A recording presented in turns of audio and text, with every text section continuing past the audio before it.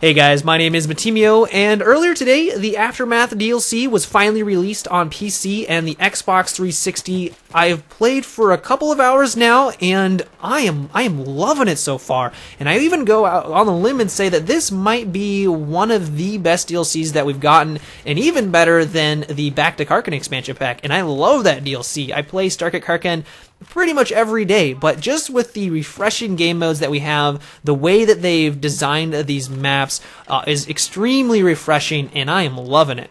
So the first thing I had to try out when my download was first complete was to jump into the Scavenger game mode. And at first I was a little skeptical. I thought it was going to resemble something like Gunmaster, where it was really dependent on what weapon you had at the time, and that was going to determine your success. And while that is the case in some circumstances, because of course you're going to do better with an AK against someone who's only using a pistol, but because you only have a couple magazines, you're always moving around the map trying to find new weapons. And because of that, it makes for a really cool dynamic where at the start you're going to move towards maybe the fringes to find those lower tier personal defense weapons, and then move on in towards the central objectives to first of all cap them and take the higher tier guns that are usually adjacent to them. And that's something I also like that DICE has done. It seems that they have incentivized taking objectives by placing these higher tier weapons next to them, and that's something I really appreciate that they've done. Another thing I like a lot about Scavenger is that the classes don't play any role. The only thing it changes is your character model, and all you of course start off with is a pistol, a grenade, and a perk, and the only way for you to distinguish yourself is to run around and get new weapons. So you're not going to have a med pack, you're not going to have an RPG. And because of that, it really comes down to, do you have a nice weapon? Are you able to take advantage of its strengths and avoid its weaknesses? And do you know when to go look for more, or should you kind of just stay in one spot and try to flank your enemy? I really like the dynamic that DICE has put in place for Scavenger, and it's extremely refreshing. Another thing I have been thoroughly impressed by are the maps themselves, which is important because this is just essentially a map pack.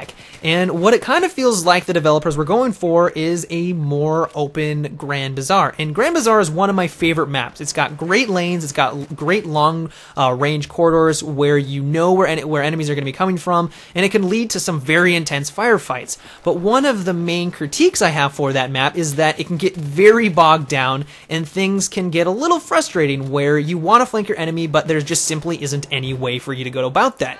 And that is not the case for the Aftermath maps. While there are these nice long corridors and the maps flow in that same general feel like Grand Bazaar where you know where enemies are going to be coming from and they got those nice long lanes, you still have options available to you where you can flank your enemy, not as much as like you could with the close quarter maps where it's just complete chaos by any means, but a lot more options are available, and it just makes for, in my opinion, a lot more enjoyable gameplay and map experience.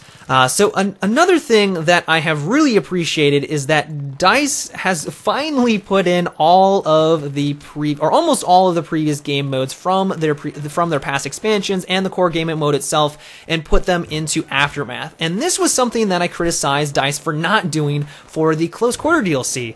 Close Quarters, while it did add some very unique gameplay to the Battlefield franchise, they decided to completely scrap Rush, which is one of my favorite game modes in the Battlefield franchise, and I thought there was just so much lost potential there where they could have just made new maps essentially after you took out the two objectives and moved on to a brand new map. And I like I said, I thought there was just so much lost potential there, and they could have done so much more. But they definitely have not done that for Aftermath, and they have pretty much put everything in here, I think, except for Conquest Domination, which is pretty much just exclusive for the close quarter maps. So if you want to play Conquest Assault, Conquest, you want to play Rush, you want to play TDM, Squad Deathmatch, anything, that is all available in Aftermath, and it's awesome.